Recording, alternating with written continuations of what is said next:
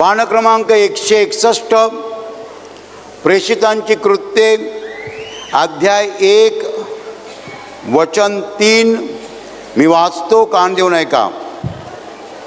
मरण सोसल्यानंतरही त्याने त्यांना पुष्कळ प्रमाणाने आपण जिवंत आहो हे दाखवले.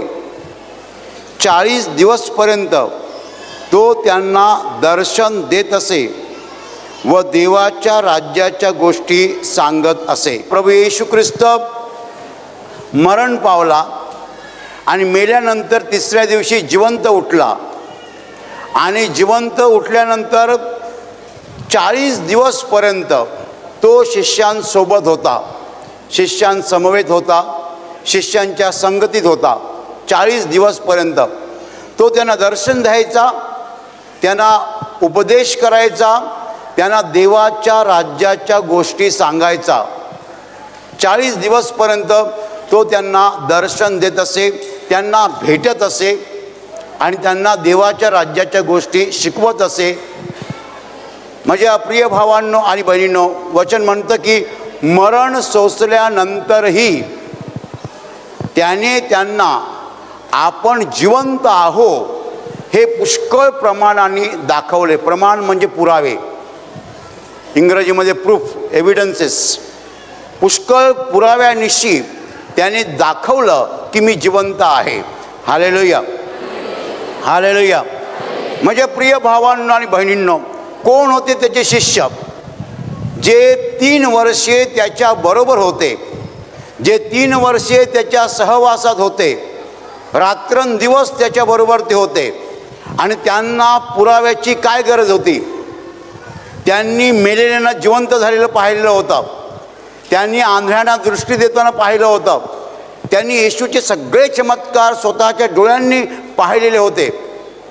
त्यांना पुराव्याची गरज होती का की येशू हा देवाचा पुत्र आहे, तो जिवंत आहे, तो मेला तरी तो जिवंत आहे, कारण तो देव आहे, तो मरू शकत नाही. येशूचे शिष्य जे येशूबरोबर होते त्यांनी येशूचे सगळे चमत्कार डोळ्यांनी पाहिले होते. लाजरस मेला होता, 4 दिवस झाले होते. येशू म्हणाला लाजरा बाहेर आहे आणि तो मेलेला लाजर बाहेर आला. येशू पाण्यावरनं चालला. येशूचे सगळे चमत्कार शिष्यांनी डोळ्यात देखत पाहिले होते. 3 वर्षे हजारो चमत्कार शिष्यांनी पाहिले होते. मग त्यांना पुराव्याची गरज होती का? माझ्या प्रिय भावांनो आणि बहिणींनो, येशू अनेकदा म्हणाला होता की मी स्वर्गातनं आलेलो आहे आणि मी पुन्हा स्वर्गात चाललो. माझ्या प्रिय भावांनो आणि बहिणींनो, येशू जे सांगत होता ते खरं आहे हे त्याला सिद्ध करून द्यायचं होतं आणि म्हणून त्याने ते प्रयत्न शेवटपर्यंत केले. तो केवळ मेलेल्यातनं उठला नाही, तर उठल्यानंतर पुन्हा 40 दिवस त्यांना भेटत राहिला. तो एकदा उठला असता आणि जर पुन्हा कधी दिसलाच नसता तर काय झालं असतं? माझ्या प्रिय भावांनो आणि बहिणींनो, काय झालं असतं नक्की? तो एकदा उठला असता, त्यांना दर्शन दिलं असतं, त्यांच्याशी बोलला असता आणि पुन्हा तो त्यांना कधीच दिसला नसता तर काय झालं असतं? का बरं 40 दिवस तो त्यांना दर्शन देत राहिला, त्यांच्याशी बोलत राहिला, त्यांना शिकवत राहिला? का बरं त्याने एवढे श्रम घेतले? माझ्या प्रिय भावांनो आणि बहिणींनो, आपल्याला ठाऊक आहे की येशूचे शिष्य जे होते ते येशूच्या अगदी निकट होते, अगदी जवळ होते आणि येशू गेल्यानंतर या शिष्यांनी हा विश्वास लोकांना सांगायला सुरुवात केली. आणि हे शिष्य जे होते तेच येशूच्या जीवनातलं महत्त्वाचं कार्य होतं. ही त्याची इमारत होती, ही त्याची बिल्डिंग होती आणि ती त्याने अतिशय मजबूत बांधली होती. ते 11 शिष्य, 12वा त्याला सोडून गेला, ते 11 शिष्य जे होते ते येशूने एवढे मजबूत बांधले, एवढे मजबूत बांधले की त्यांनी हा प्रचार वेगाने केला. त्यांना कोणीही रोखू शकला नाही, अडवू शकला नाही, त्यांच्या विश्वासाचा नाश कधी होऊ शकला नाही.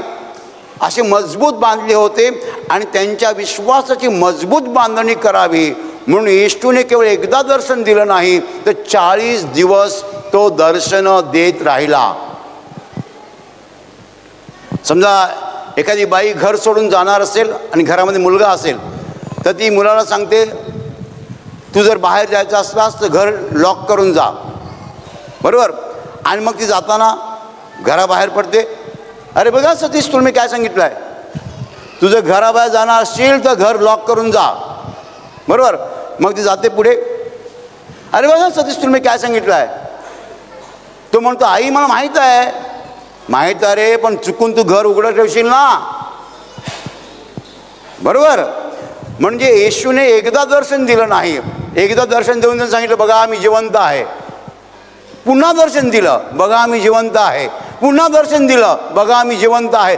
40 दिवस तो त्यांच्यासमोर उभा राहायचा आणि सांगायचं पहा मी जिवंत आहे. मग 40 दिवस त्यांना पाहिल्यानंतर त्यांचा विश्वास मजबूत झाला, विश्वास पक्का झाला. Hallelujah, hallelujah, hallelujah. माझ्या प्रिय भावांनो आणि बहिणींनो, माणसाला जे दिसत नाही त्याच्यावर माणूस विश्वास ठेवत नाही.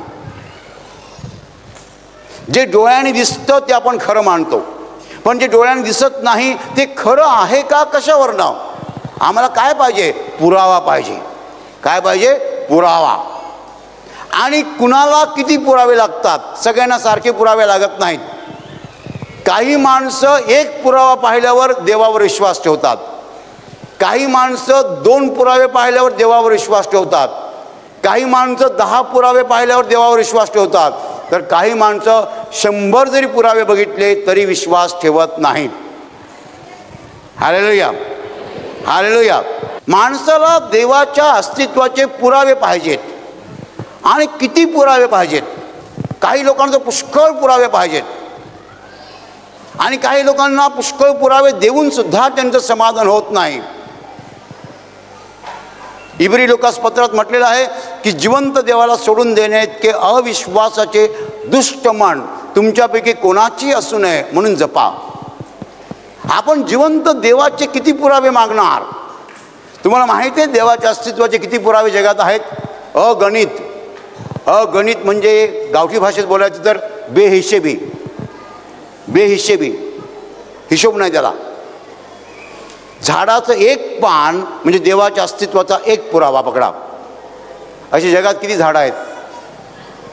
सगळे पुरावेच आहेत देवाच्या अस्तित्वाचे, पण माणसाला ते दिसत नाही आहेत. माणूस पुरावे पुरावे पुरावे पुरावे शोधतोय. माझ्या प्रिय भावांनो आणि बहिणींनो, ज्या शिष्यांनी मेलेल्या लोकांना जिवंत करताना येशूने करताना पाहिलं होतं, हजारो चमत्कार ज्यांनी डोळ्यांनी पाहिले होते, त्यांना पुरावे द्यायची काय गरज होती. येशूने पुन्हा 40 दिवस त्यांना पुरावे का दिले.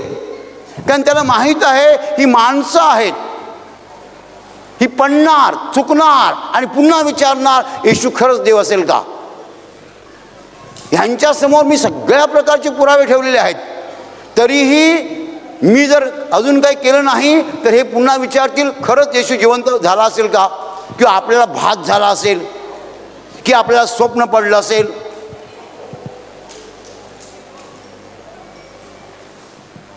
माझ्या प्रिय भावांना मी लोक पुरावे शोधतायत, पुरावे शोधतायत. किती पुरावे. आणि देव पुरावे देतोय देतोय देतोय देतोय. अगणित पुरावे देव देतोय, तरी किती लोकांच्या मनातल्या शंका जात नाहीत. माझ्या प्रिय भावांनो आणि बहिणींनो, मरण सोसल्यानंतरही आपण जिवंत आहो हे त्याने पुष्कळ प्रमाणाने त्यांना सिद्ध करून दाखवले. त्यांना दाखवलं की मी जिवंत आहे म्हणून. मरण सोसल्यानंतरही. सोसणे म्हणजे काय हो. सोसणे म्हणजे सहन करणे.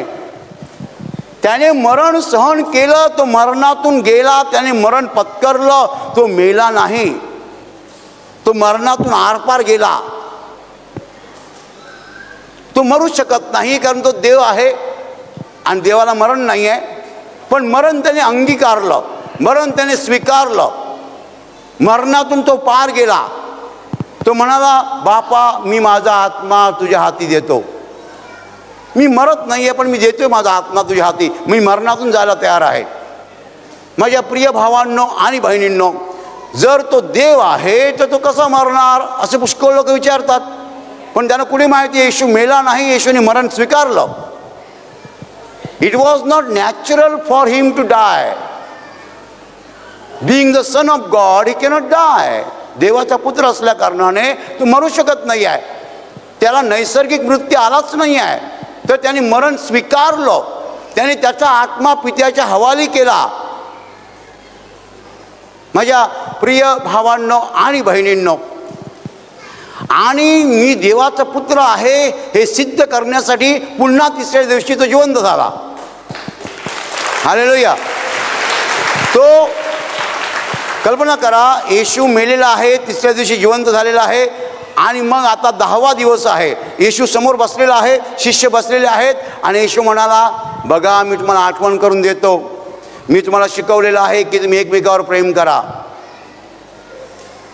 बघा, हां, प्रेम करा, द्वेष करू नका, सूड घेऊ नका. सूड घेणं माझ्याकडे आहे, देवाकडे आहे. बघा, हां, मी तुम्हाला शिकवलं आहे की क्षमा करा.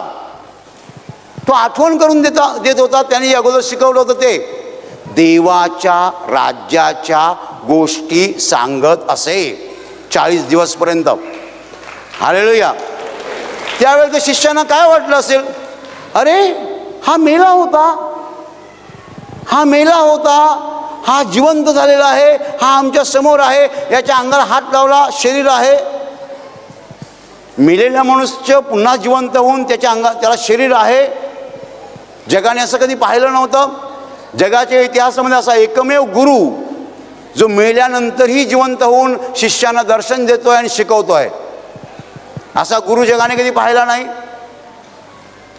माझ्या प्रिय भावांनो आणि बहिणींनो, येशूचा जन्म झाला तो चमत्काराने. कुमारी गर्भवती झाली, चमत्काराने जन्म झाला.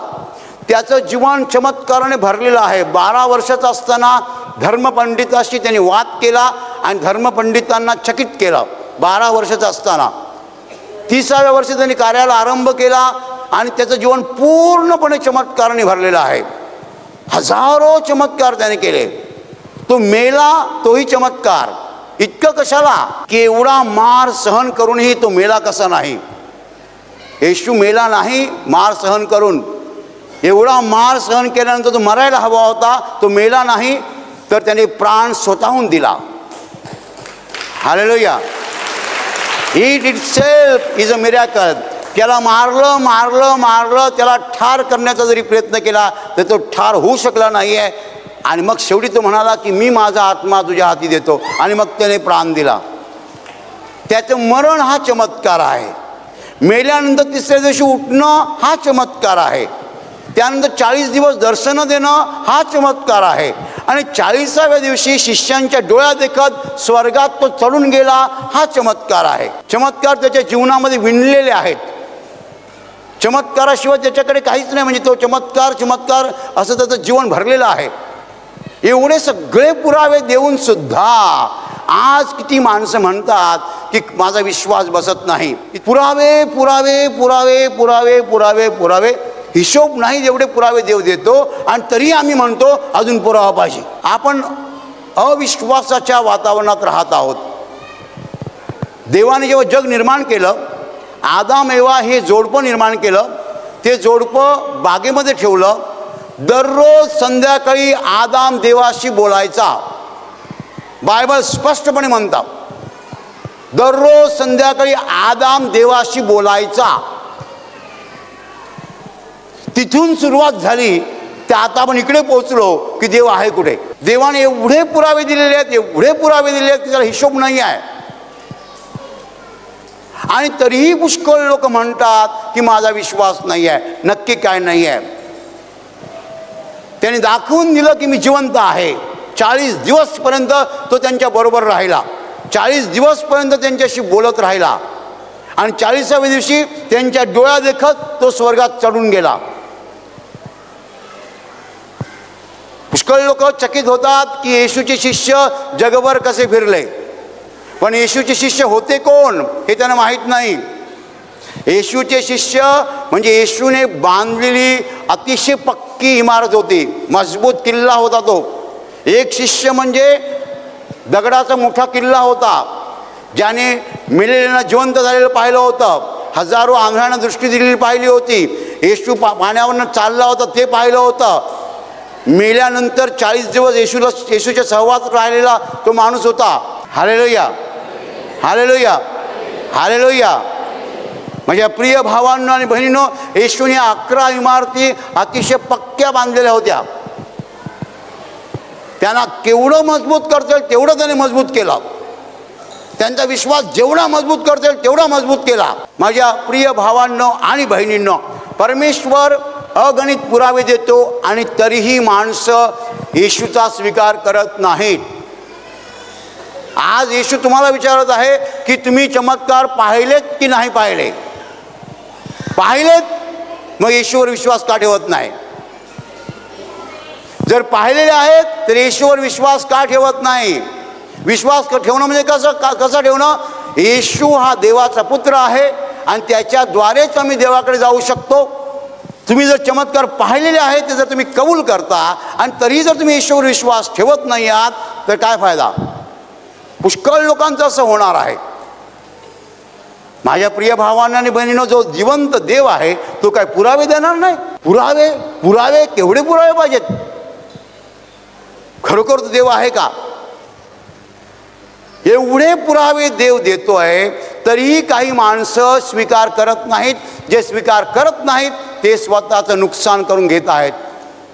तुम्हाला काही निमित्त राहणार नाही. मत्ती 24:14 असं म्हणतं की सर्व राष्ट्रात साक्षीसाठी म्हणून राज्याची सुवार्ता सर्व जगात गाजवली जाईल, तेव्हा शेवट होईल. फक्त गाजवली जाईल, स्वीकारली जाईल असं नाही म्हटलं. तुम्ही ऐकलं ना, आमची जबाबदारी संपली. तुमच्या कानात घातलं ना आम्ही, आमची जबाबदारी संपली. स्वीकारायचं की नाही तुमच्यावर अवलंबून आहे.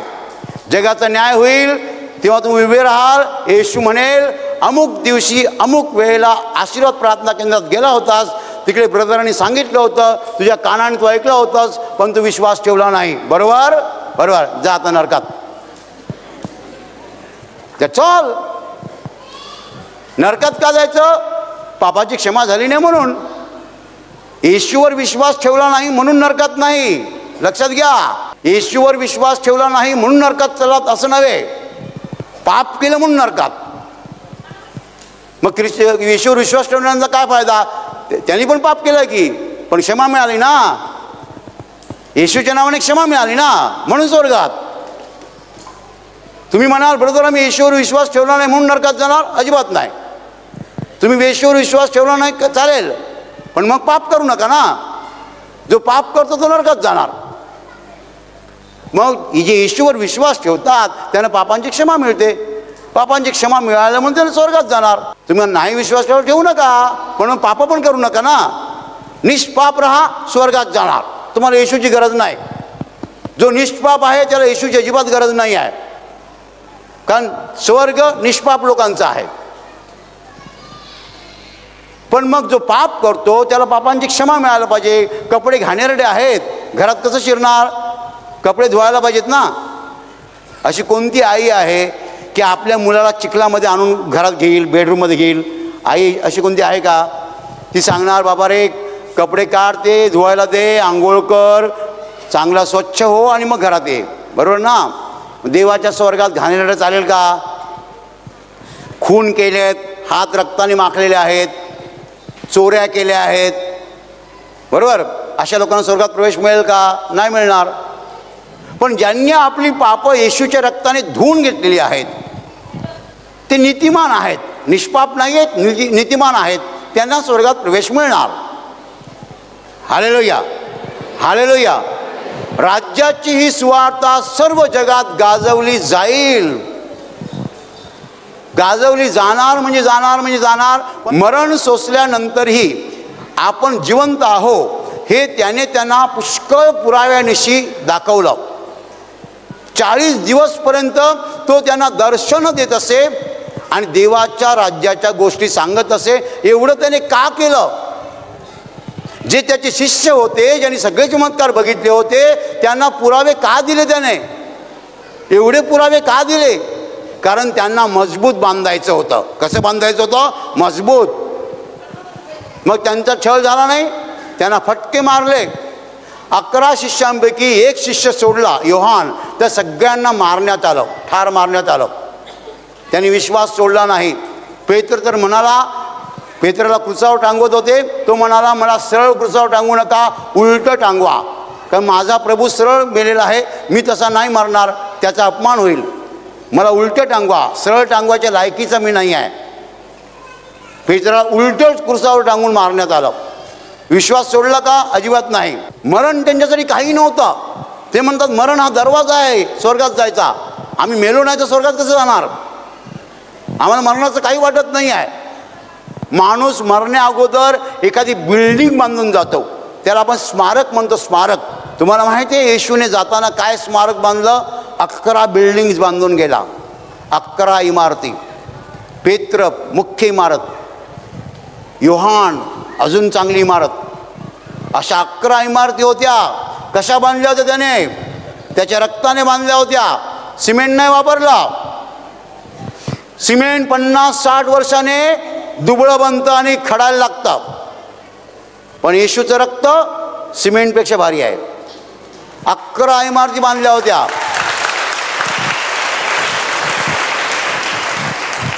एक उभा करा येशूचा शिष्य पेत्र, हे पेत्रा तू खरं बोल, येशूने चमत्कार केले? हो केले. नीट सांग, केले चमत्कार? बघा नाही तर मारू. हो केले चमत्कार. तू नाही म्हण, नाही तर तुला आम्ही कापून काढू. तुम्ही कापून काढा की जाळून टाका, मी म्हणणार येशूने चमत्कार केले म्हणजे केले म्हणजे केले.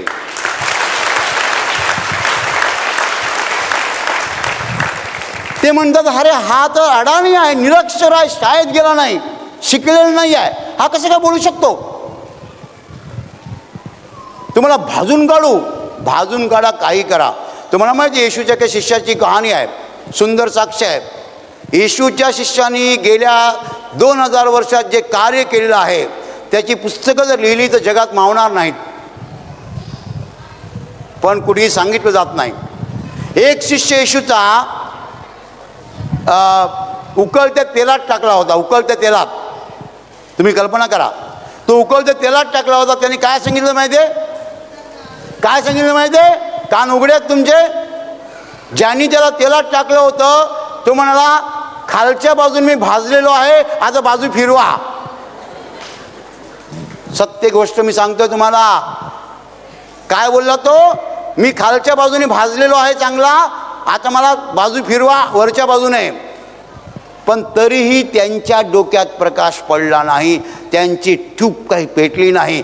जर एवढा भाजून सुद्धा हा बोलू शकतो तर ही ताकद माणसाची नाही आहे, ही देवाची आहे.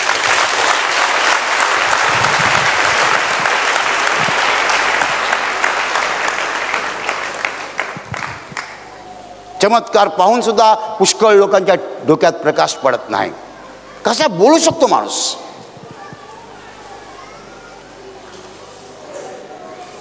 बापा त्यांना क्षमा कर, कारण ते काय करतात ते त्यांना समजत नाही. बाई पहा हा तुझा मुलगा, पहा ही तुझी आई. अंगातनं रक्ताच्या धारा वाहत आहेत, डोक्यावर काट्याचं मुकुट आहे, शरीर पूर्ण वेदनेने होरपळून निघत आहे. माणूस एवढ्या शांतपणे बोलू शकतो? आमच्या डोक्यात प्रकाश पडत नाही, आम्हाला समजत नाही. आम्हाला काय पाहिजे? पुरावे. केवढे पुरावे पाहिजेत? हिशोबच नाही त्याला. बायकोचा कॅन्सर बरा झाला, तू विश्वास ठेवतोस का? अजून नाही. भावाची दारू सुटली, तू विश्वास ठेवतोस का? अजून नाही. कधी ठेवणार विश्वास? कधी ठेवणार? केवढे पुरावे पाहिजे?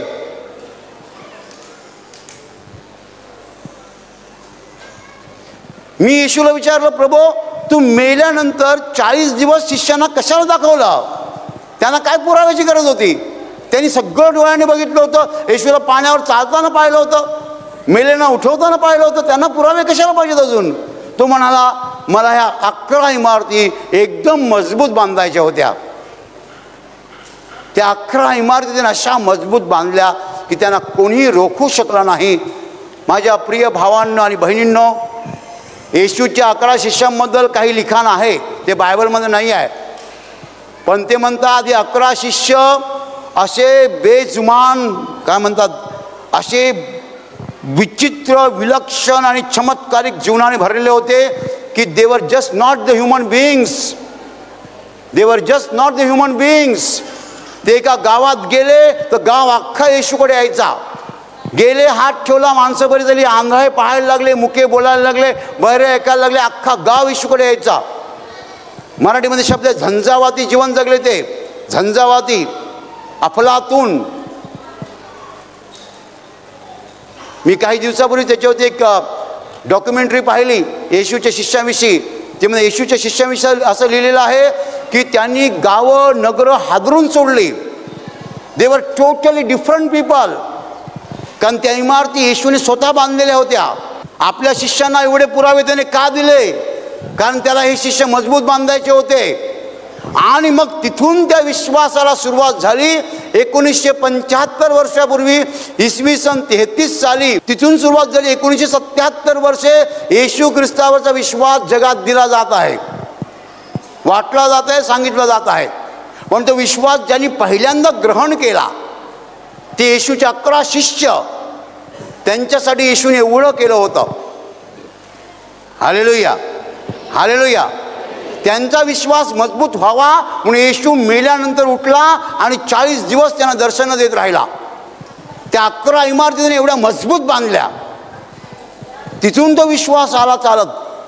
1977 वर्षे उलटून गेलेली आहेत आणि तोच विश्वास आज आपण ऐकत आहोत. येशू हा देवाचा पुत्र आहे आणि त्याच्याद्वारेच आपण पित्याकडे जातो. तोच आपल्याला जीवन देऊ शकतो. हा विश्वास आपण पाहत आहोत. माझ्या प्रिय भावांनो आणि बहिणींनो, तुमच्यापैकी कुणाच्या मनामध्ये अजूनही शंका असतील, आजचा दिवस महत्त्वाचा आहे. रोमकरासपत्र अध्याय 11 वचन 33 म्हणतं, आहा, देवाच्या बुद्धीची व ज्ञानाची संपत्ती किती अगाध आहे, त्याचे निर्णय किती गहन व त्याचे मार्ग किती अगम्य आहे. आम्हाला काय सापडणार त्याच्यातलं? काही सापडत नाही आहे.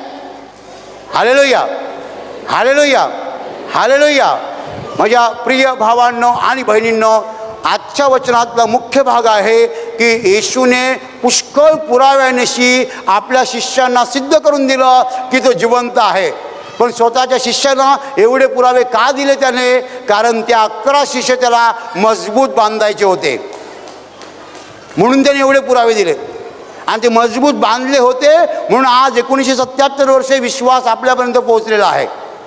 ते लेचेपेचे असते, ते दुबळे असते तर आपल्यापर्यंत विश्वास पोहोचला नसता. त्यांनी विश्वास कधीच नाकारला नाही. मेले पण विश्वास नाकारला नाही म्हणून विश्वास आपल्यापर्यंत पोहोचला. हालेलुया. ताई, तुमचं नाव सांगा. माझं नाव जयश्री आहे. आणि काय तुमच्या जीवनाची साक्षी आहे? माझी जीवनाची साक्षी म्हणजे मला इथे प्रार्थना म्हणजे माहीतच नव्हतं की इथे आहे म्हणून. मग माझी मावशीने मला इथे आणले. हा मुलगा 8 वर्षाचा आहे. ह्याच्यानंतर माझे 2 मिसकॅरेज झाले. एक 9व्या महिन्याचं पोटामध्येच बाळ ऑफ झालेला आणि एक 7 महिन्याचं. नंतर मग असंच होत होतं. मग नंतर मला वाटायचं की मला एकच मुलगा बस, आता नको मला आहे. माझ्या मावशीनं इथं आणलं आणि नंतर मी देवाशी प्रार्थना करायला लागली. मग देवाने 1-1.5 वर्ष झाला मला इथे येऊन, मला ही सुंदरशी मुलगी देऊन देवाने मला चांगले अशी सिद्धी दिली. देवाने ही सुंदर मुलगी दिली आहे. तुम्ही म्हणतात पूर्वी म्हणजे अगोदर हे 8 वर्षाचा मुलगा आहे, त्यानंतर तुमचे 2दा गर्भपात झाला. म्हणजे असं की एक 9 महिन्याचं बाळ खराब झालं आणि एक 7 महिन्याचा खराब झाला. आणि त्यानंतर तुम्हाला असं वाटलं की आता नकोच आहे, पण तुमच्या मावशीने इकडे प्रार्थना दाखवलं. हां. आणि त्यानंतर तुम्ही प्रार्थनेत येत राहिले आणि प्रभूने इतका नंतर सुंदर मुलगी देऊन आशीर्वादित केलेला आहे. प्रभूने तुमच्या मनातली इच्छा पूर्ण केली. आणि प्रभूने तुम्हाला आशीर्वादही केलेला आहे. प्रभूने यांच्या जीवनातले आशीर्वाद पाठवलेला आहे. सर्वांनी मोठ्याने टाळ्या वाजवून प्रभू येशूला धन्यवाद द्या.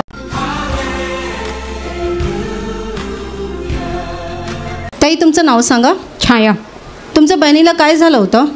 तिला अपेंडिक्स पण झालं होतं. तिचं ब्लड जात होतं. तिला गर्भवतीला पिशवीला 3 गाठी दाखवल्या, किडनीला सुजन दाखवली आणि 8 पॉईंट रक्त होतं. तिला ॲडमिट करायला सांगितलं एमर्जन्सीमध्ये.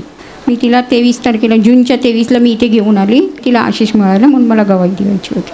म्हणजे तुम्ही तिला जेव्हा त्यांना तुम्ही प्रार्थनेत घेऊन आले त्यानंतर काय झालं? त्यानंतर त्यांना आता मी दुसरा रिपोर्ट काढला, नॉर्मल आला. रिपोर्ट पूर्ण नॉर्मल आले.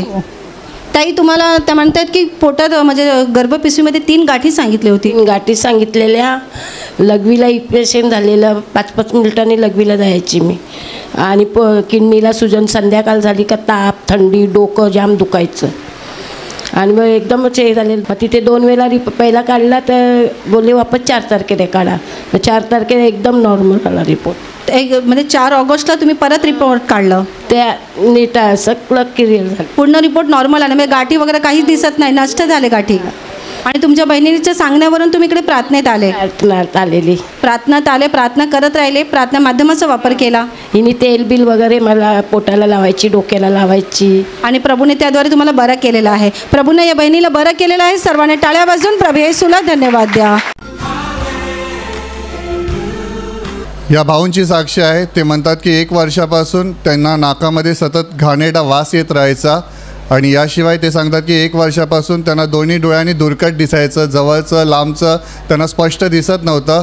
काही दिवसापूर्वी त्यांनी परिवार मीटिंगमध्ये त्यांनी आपली समस्या सिस्टरांना सांगितली. सिस्टरांनी त्यांच्यासाठी प्रार्थना केली. त्याद्वारे प्रभू येशूची दया त्यांच्यावर झाली आहे. 1 वर्षापासून नाकामध्ये जो घाण वास यायचा तो प्रभूने काढून टाकला आहे आणि त्यांच्या डोळ्यांनी आता त्यांना स्पष्ट दिसतं. म्हणून तुम्ही जोरात टाळ्या वाजवून प्रभू येशूला धन्यवाद द्या.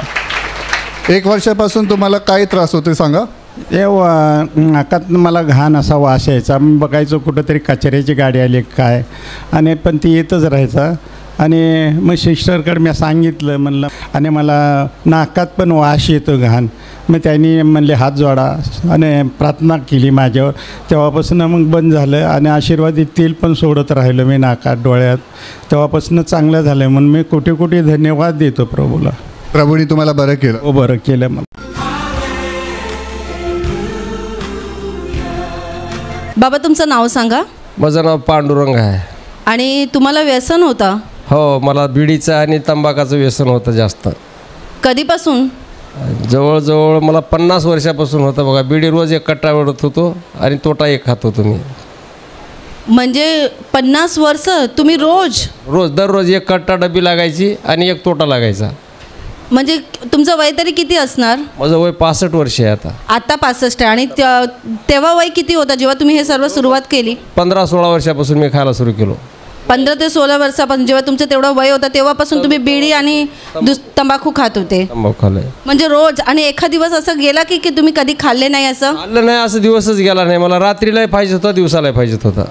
रात्री पण आणि दिवसात पण? दिवसा रात्रीला पाहिजे होता. मग कधी सोडायचा प्रयत्न केला तुम्ही? बक्कोळ प्रयत्न केला तिकडे कुठं पण नाही सुटली. इथं आलो, प्रभूपाशी येऊन समर्पित केलो. आता 1 वर्ष 1.5 वर्ष झालं. मी जानेवारीमध्ये आलो. गेल्या जानेवारी 2024 मध्ये? हां, गेल्या जानेवारीमध्ये मी इथं आलो. फेब्रुवारीच्या 5 तारखेला तेव्हा येऊन सनी मी इथं शिबिरमध्ये येऊन समर्पित केलो. तेव्हापासून काहीच नाही. आता बिडी नाही, तंबाखू नाही. त्या आता लोक खावलं तर मला वास येते. आता दुसरं कोण खातात तर तुम्हाला वास येतात. 1 ते 1.5 वर्षात तुम्ही आता काहीच खाल्लं नाही असं? आता प्रभूने त्यापासून तुम्हाला मुक्त केलं आहे? हां, प्रभूने मला मुक्त केलं. तेव्हापासून मी काहीच नाही खायला नाही. त्याचं जवळ कोणी खावलं तर मला वास येते. आता दुसरं कोणी खाल्लं तर तुम्हाला वास येत, सहन होत नाही? मला सहन होत नाही. प्रभूने म्हणजे जवळजवळ 50 वर्षाचं हे संपूर्ण व्यसन सोडून टाकलेलं आहे. पूर्ण व्यसन सोडून टाकलेलं आहे. शिबिरा समर्पणच्या प्रवचनात असं झालं. शिबिरामध्ये समर्पण प्रभूने मुक्त केलेलं आहे. आणि तसंच त्या बाबा म्हणतात की गेल्या आठवड्यात ते नांदेडला आपल्या गावी होते आणि काहीतरी त्यांना राग आला आणि रागाच्या भरात ते घरातून निघून गेले. आणि 3 ते 4 दिवस ते कुठे होते कोणालाच माहीत नव्हतं. ही त्यांची मुलगी आहे आणि ती खूप घाबरलेली होती की बाबा कुठे गेलेले असतील. आणि त्याने इथे संपर्काच्या नंबरवर फोन करून कळवलं की असं ठिकाणी बाबा कुठून निघून गेलेला आहे, तर तुम्ही प्रार्थना करा. इथून टीमने सुद्धा प्रार्थना केली आणि प्रभूची कृपा झाली. सुखरूपपणे ते परत घरी आलेले आहेत. म्हणून सर्वांनी टाळ्या वाजवून प्रभू येशूला धन्यवाद द्या.